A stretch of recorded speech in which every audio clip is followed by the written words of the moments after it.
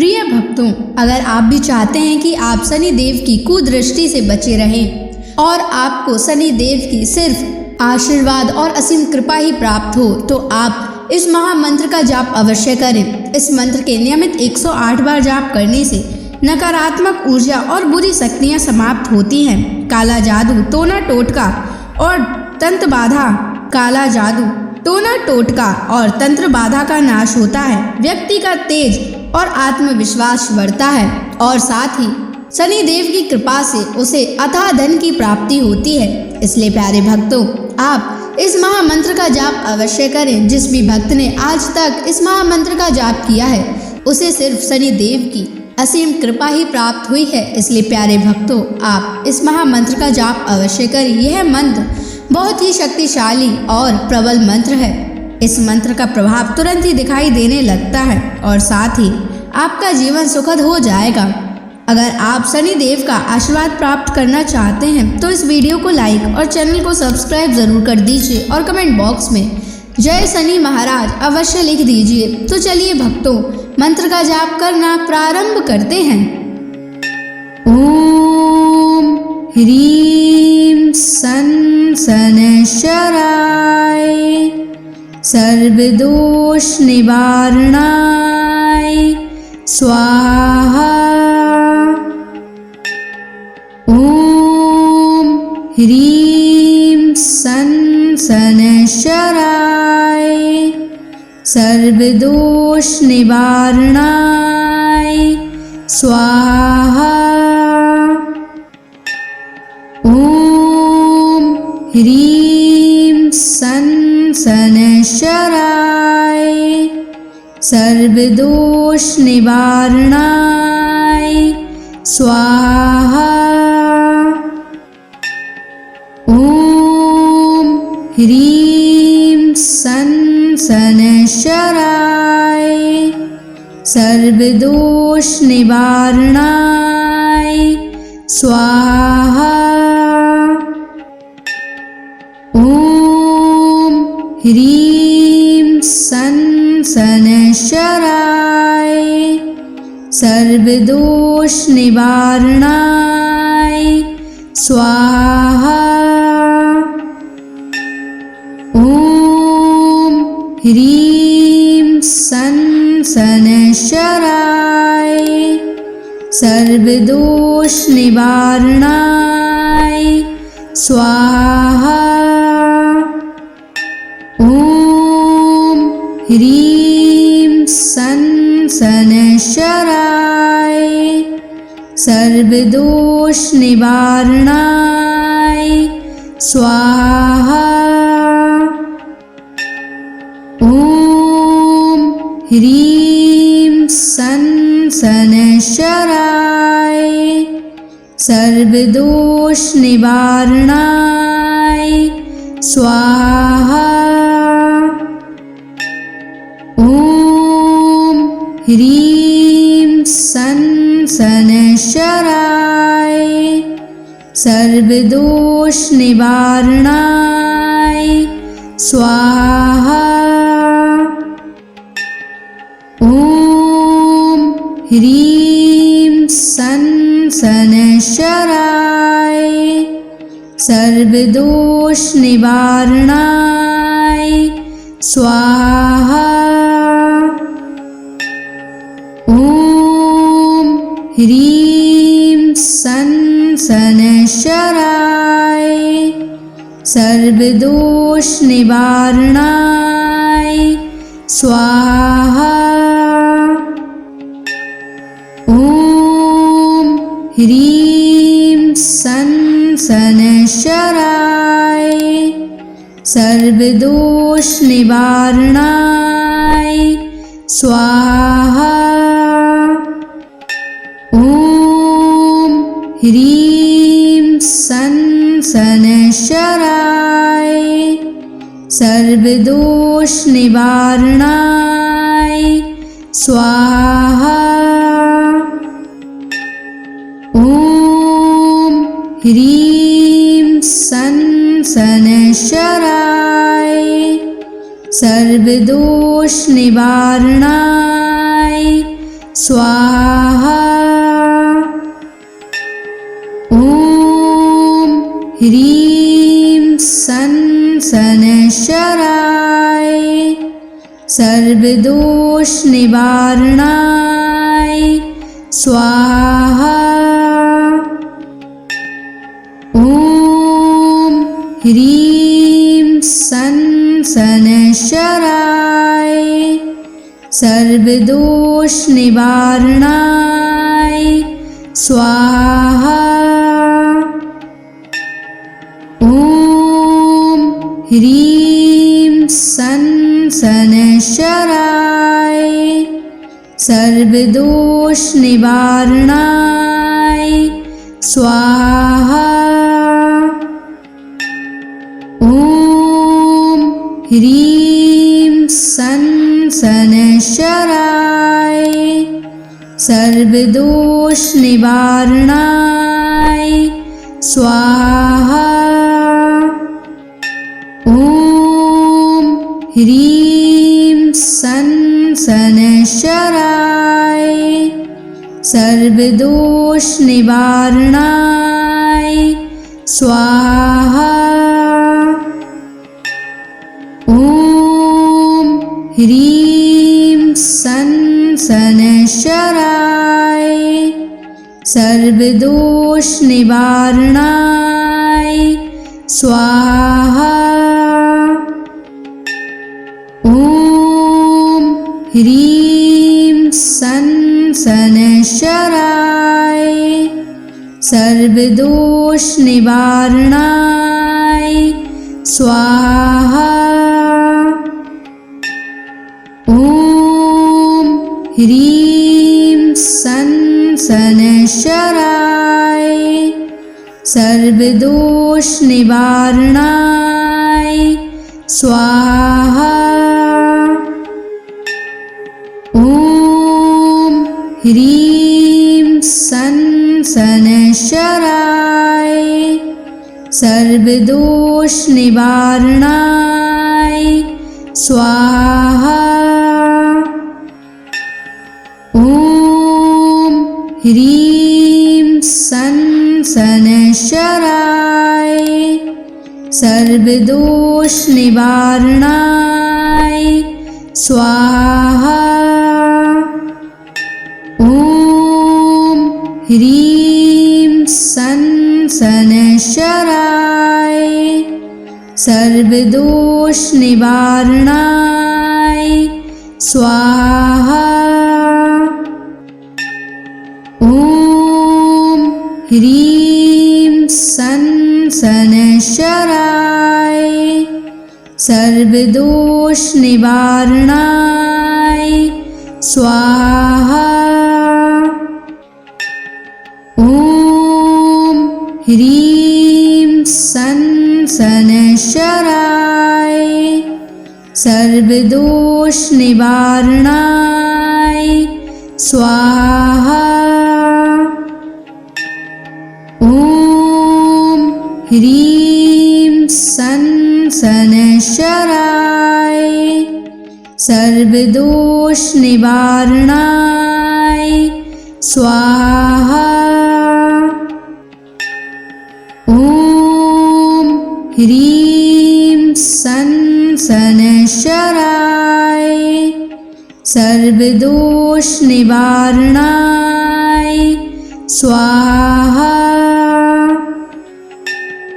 ॐ ह्रीं सन् शनैश्चराय सर्वदोषनिवारणाय स्वाहा।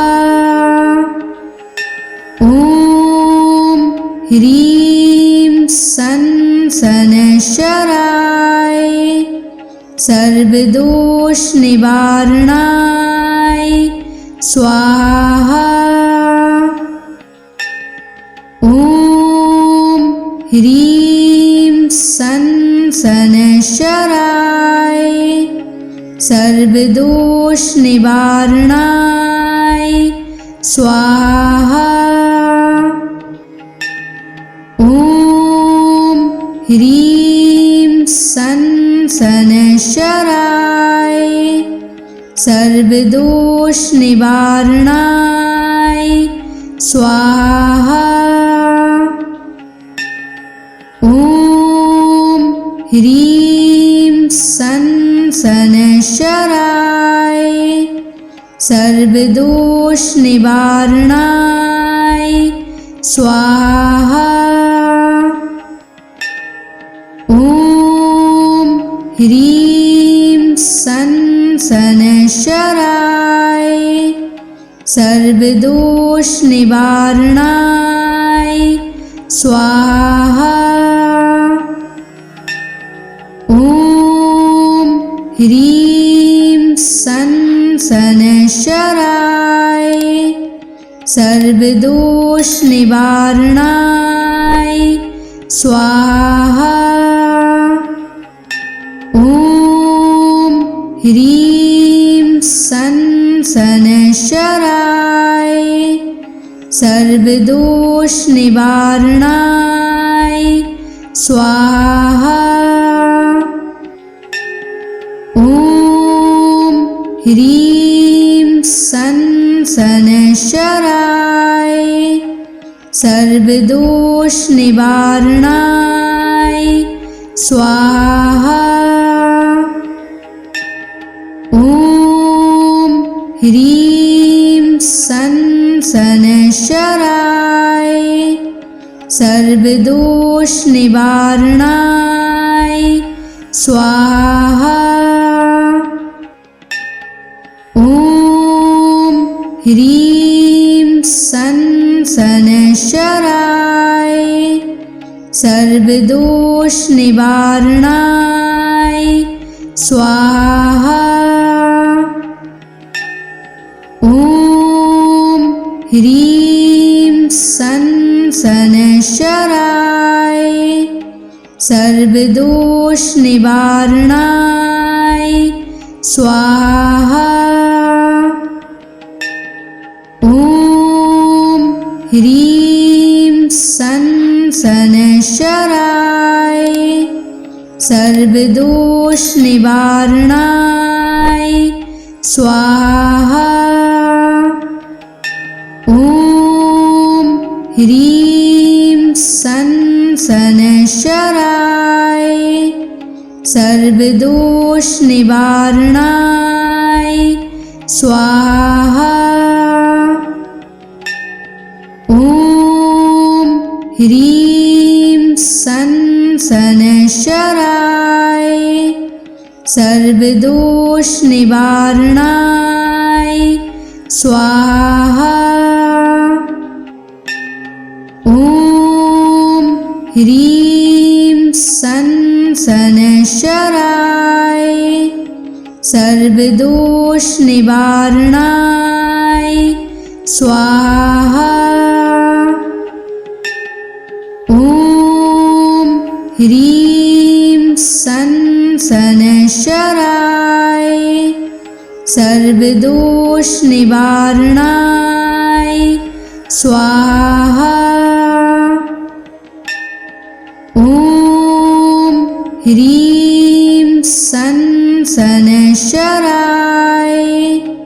सर्वदोष निवारणाय स्वाहा।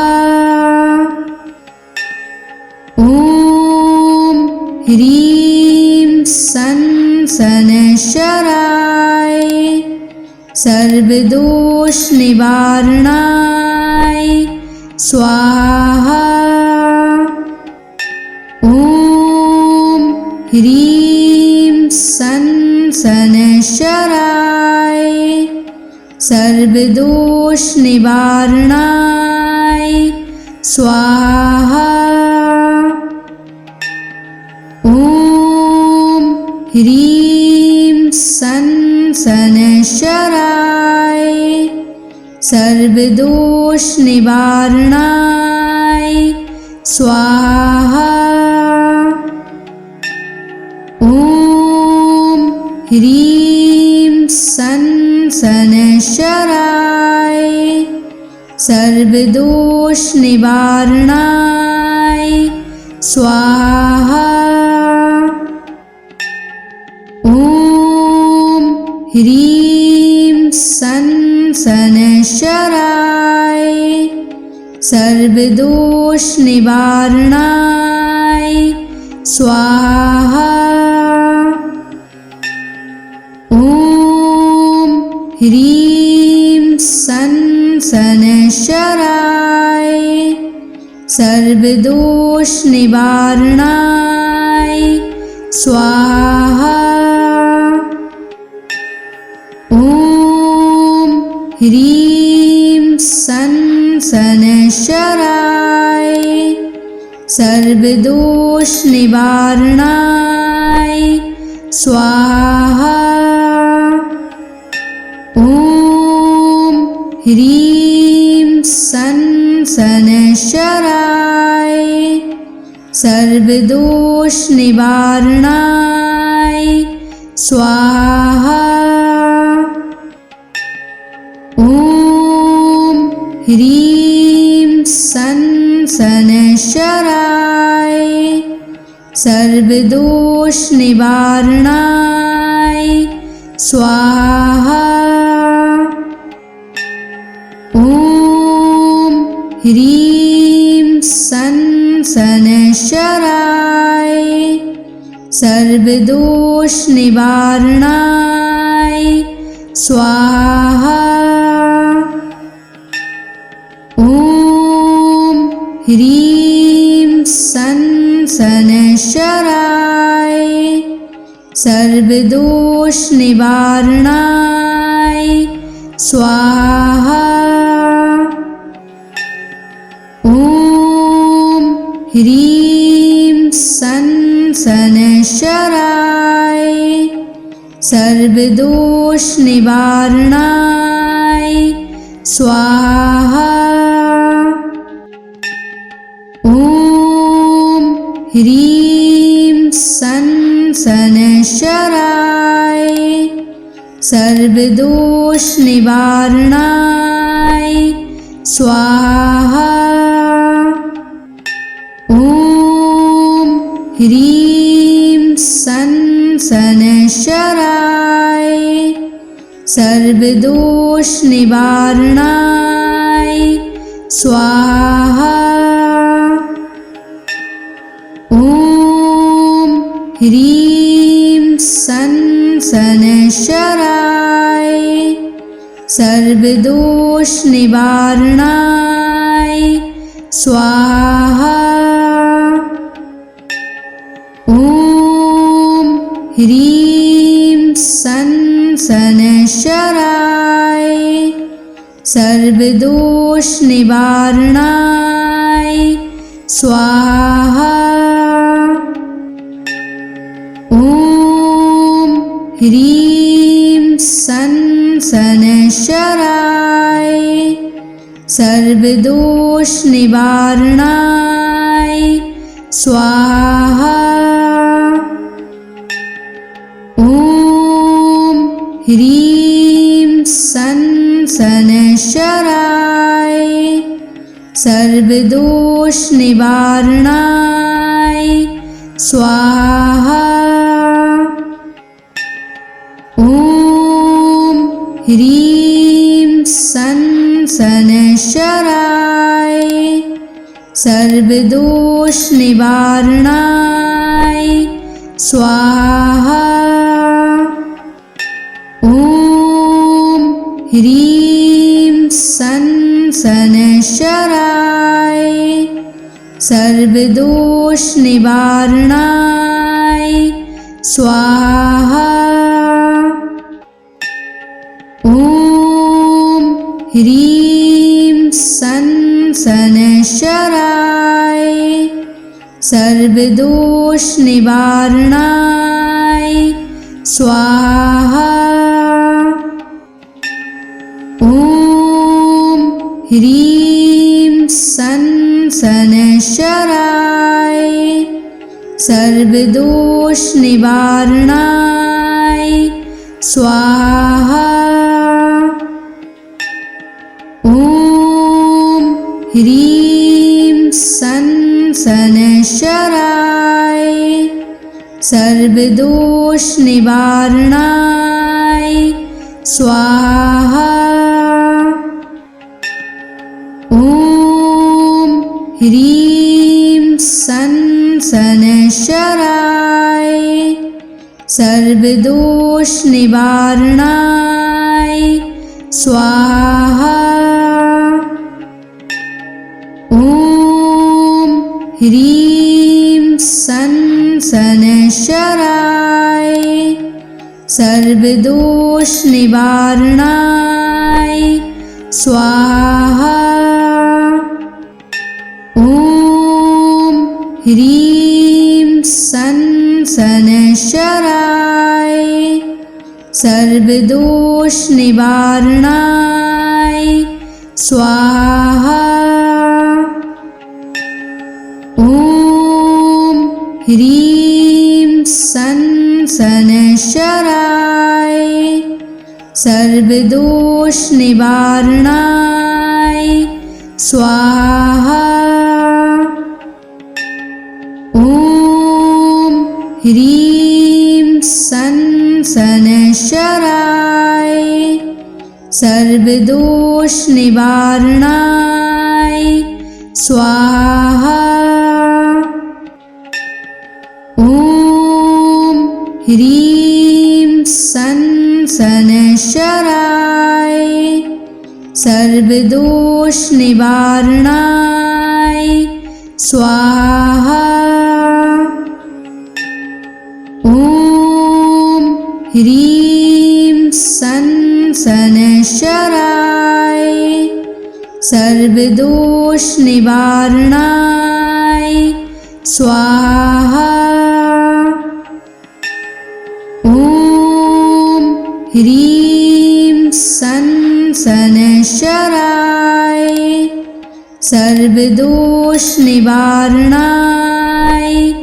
स्वाहा। ॐ ह्रीं सन् शनैश्चराय सर्वदोषनिवारणाय स्वाहा। ॐ ह्रीं सन् शनैश्चराय सर्वदोषनिवारणाय स्वाहा। ॐ ह्रीं सन् शनैश्चराय सर्वदोषनिवारणाय स्वाहा। ॐ ह्रीं सन् शनैश्चराय सर्वदोषनिवारणाय स्वाहा। ॐ ह्रीं सन् शनैश्चराय सर्वदोषनिवारणाय स्वाहा। ॐ ह्रीं सन् शनैश्चराय सर्वदोषनिवारणाय स्वाहा। ॐ ह्रीं सन् शनैश्चराय सर्वदोषनिवारणाय स्वाहा। ॐ ह्रीं सन् शनैश्चराय सर्वदोषनिवारणाय स्वाहा। ॐ ह्रीं सन् शनैश्चराय सर्वदोषनिवारणाय स्वाहा। ॐ ह्रीं सन् शनैश्चराय सर्वदोषनिवारणाय स्वाहा। ॐ ह्रीं सन् शनैश्चराय सर्वदोष निवारणाय स्वाहा। ॐ ह्रीं सं शनैश्चराय सर्वदोष निवारणाय स्वाहा। ॐ ह्रीं सं शनैश्चराय सर्वदोष निवारणाय स्वाहा। ॐ ह्रीं सं शनैश्चराय सर्वदोष निवारणाय स्वाहा। ॐ ह्रीं सं शनैश्चराय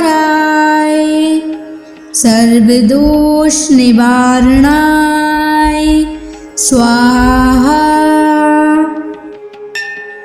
ॐ ह्रीं सं शनैश्चराय सर्वदोष निवारणाय स्वाहा।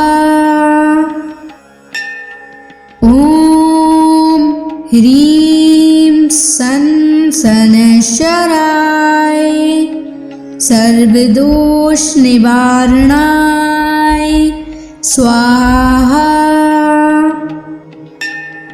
ॐ ह्रीं सं शनैश्चराय सर्वदोष निवारणाय स्वाहा। ॐ ह्रीं सं शनैश्चराय सर्वदोष निवारणाय स्वाहा। ॐ ह्रीं सं शनैश्चराय सर्वदोष निवारणाय स्वाहा। ॐ ह्रीं सं शनैश्चराय सर्वदोष निवारणाय स्वाहा।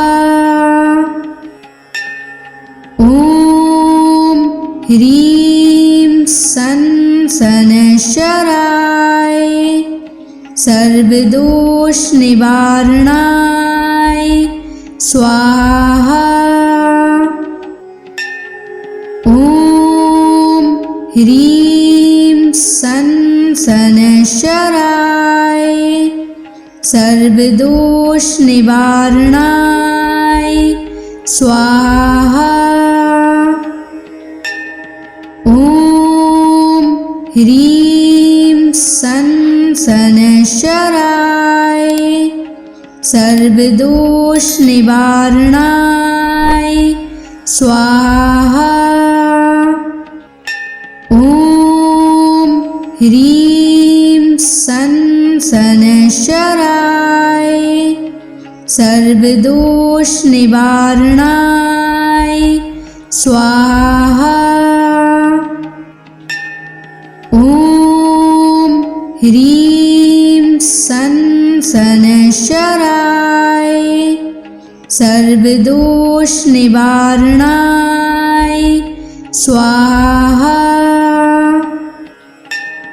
ॐ ह्रीं सं शनैश्चराय सर्वदोष निवारणाय स्वाहा। ॐ ह्रीं सं शनैश्चराय सर्वदोष निवारणाय स्वाहा।